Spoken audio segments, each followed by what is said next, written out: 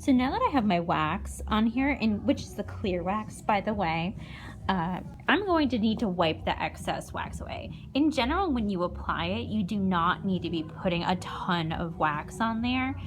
You just need a little bit, and it needs to sit down into the pores of the paint since it's so dry. And I like to use the shop towels, the lint-free cloth shop towels.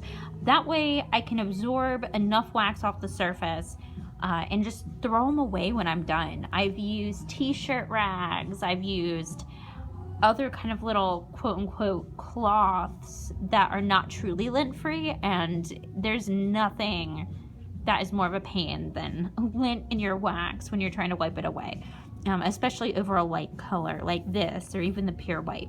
So what I do is I fold my cloth up into, I guess, like a little square, and that way I can flip to a new side when I'm done wiping the excess away. And so I let my tool do the work. I go from one side to the next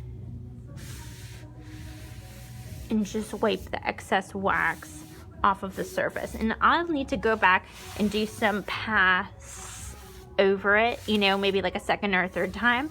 But again, let your tool do the work. You don't need to be really scrubbing the surface.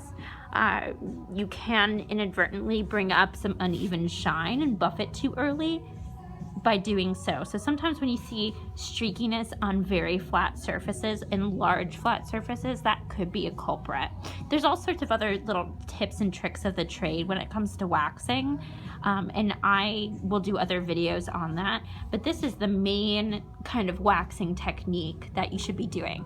And when you feel it, it should feel, you know, like there's a tiny bit of wax on there, but if it feels like you are able to write your name in the wax, or leaving any kind of like indentations or marks, or like there's sticky residue, again, there's way too much wax on your surface. And just keep gently wiping until you're no larger fighting with this large surface. And now you can see there's a lot of wax on my cloth.